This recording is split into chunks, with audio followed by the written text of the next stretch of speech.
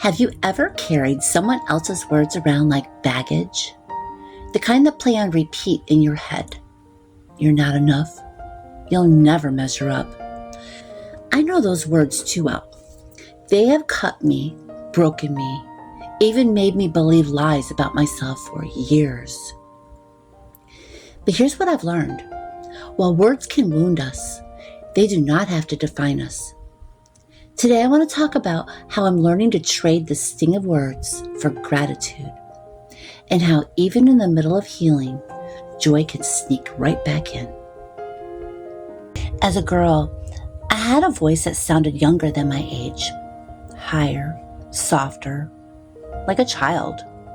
In 7th grade, girls would actually come up to me and say, "Talk for me, just say something." And then they would laugh. I would laugh too, just trying to blend in.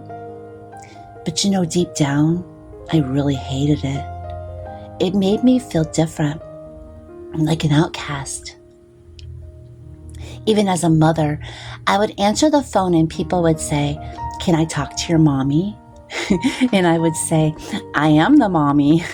I can laugh about it now, but back then it was so humiliating. Those little moments piled up, and they whispered the same lie. You don't measure up. You'll never be enough.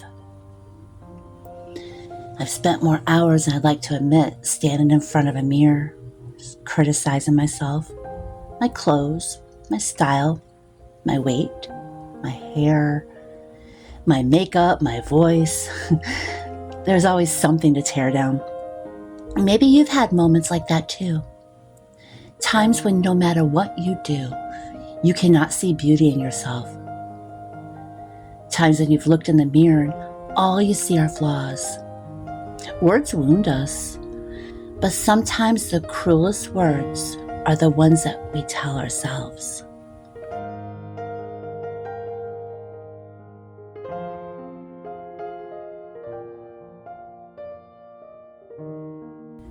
There's another layer to this struggle with words that's followed me my whole life, even my own name, Jana. All through school, teachers and classmates, they mispronounced it, constantly saying Jana, day after day, year after year, and I never corrected them. I didn't want to make waves. I didn't want to draw attention to myself, so I just lived with it, shrinking a little more each time my name was spoken wrong. As I got older, I finally started finding the courage to speak up, to say, "Actually, this is how you say it." But even then, most of the time, people still said it wrong. I would introduce myself as Jana, and they would constantly say Jana. It felt like I didn't even have a right to my own name. Like even something that personal wasn't worth being honored. I'll never forget when I was 16 years old, sitting in the waiting room for my driver's test. The instructor came out and mispronounced my name. I corrected her. Instead of simply hearing me, she got offended. Right there in front of everyone.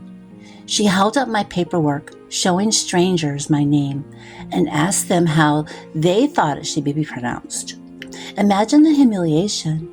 Imagine your name, the very thing that's supposed to represent you, turned into a debate for everyone else to laugh about. Let's just say I failed that driver's test that day. I had to come back again to retake it. But the sting of that moment, it stayed with me far longer than the test itself. Because it wasn't just about my name being said wrong. It was about feeling unseen, unheard, and disrespected. It was another reminder of how small I believed I was supposed to stay. Here's what I've learned since then. Even if the world doesn't get your name right, your worth is not up for debate. People may mispronounce it, and they may dismiss it. They may laugh. But your name still carries meaning. It still carries identity. It still carries you. The same is true for everything else about you. Your voice, your story, your presence. The world doesn't always honor it, but that doesn't make it less valuable. You don't need their approval to be real or worthy or enough.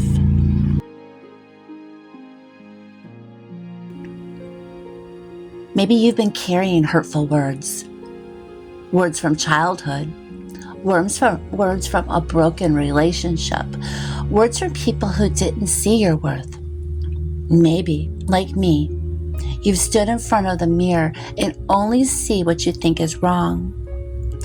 Those words do not define you. The mirror doesn't tell your whole story. You are not the insults. You are not the comparisons. You are not the shame. You are beloved. You are worthy. You are enough. The most powerful thing I have ever learned was this. I don't have to scream to be strong. I don't have to fight with anger or prove myself to anyone. I can stand with quiet respect. Respect for the person I am becoming. Respect for the woman that God made me to be. And that quiet respect is stronger than any insult ever spoken. So if you're in the middle of the struggle right now, if the mirror feels cruel, if your thoughts feel heavy, if you're tired of carrying all the words that cut you down, let me remind you, you have a choice. You always have. You can keep rehearsing the old lies, or you can whisper something different, something true, something kind. And maybe today it starts with just one sentence, one gentle reminder to yourself that you are worthy of love, worthy of respect, worthy of a voice. It's not going to be easy, and it's not going to be instant. But little by little, those whispers, they're going to grow louder. And one day, you are going to drown out all of those lies completely. Healing doesn't mean the words stop hurting. It means they stop holding power over you. I still have days when I hear those old voices in my head. Days when I look in the mirror and I wish that I could change something. Days when someone's words cut deeper than I'd like to admit. But now I remind myself, I am more than the words spoken over me. I am more than the reflection I see.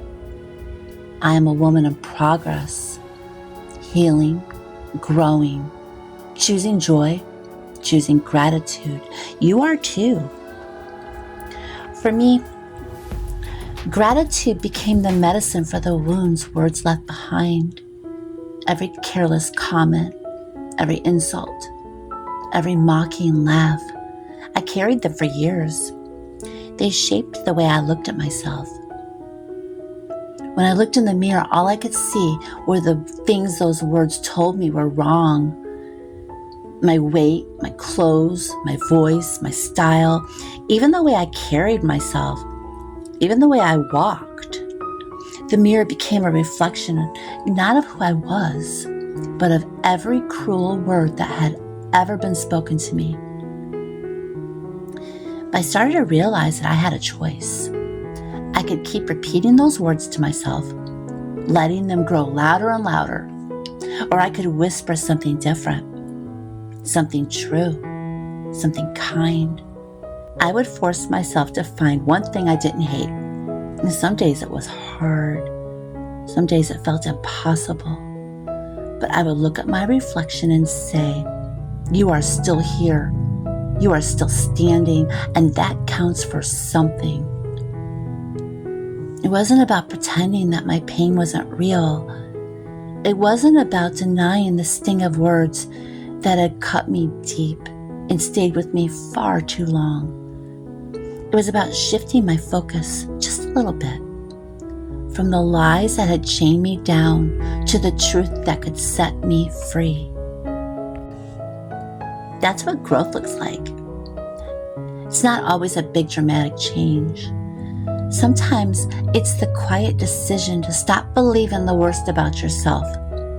Sometimes it's learning to speak to yourself with the same respect that you offer to everybody else. I think we forget that sometimes. We'll speak kindly to a friend. We'll encourage our children. We'll comfort a stranger. But then when it comes to ourselves, we can be so brutal. We replay every failure, every insult, every flaw. And if we're not careful, that becomes the only voice we hear. You don't have to keep living that way. You don't have to keep tearing yourself down. You don't have to keep agreeing with the lies that say you're not enough. You can choose to whisper something different. Maybe for you it sounds like, I am stronger than I think I am. Maybe it's, I don't have to be perfect to be worthy. Maybe it's just as simple as, I belong here. I matter. And yes, there's going to be days when the old words is going to creep back in. Days when you feel the sting as sharp as ever. You're human. But those words, they do not get to define you anymore. They don't have to have the last say.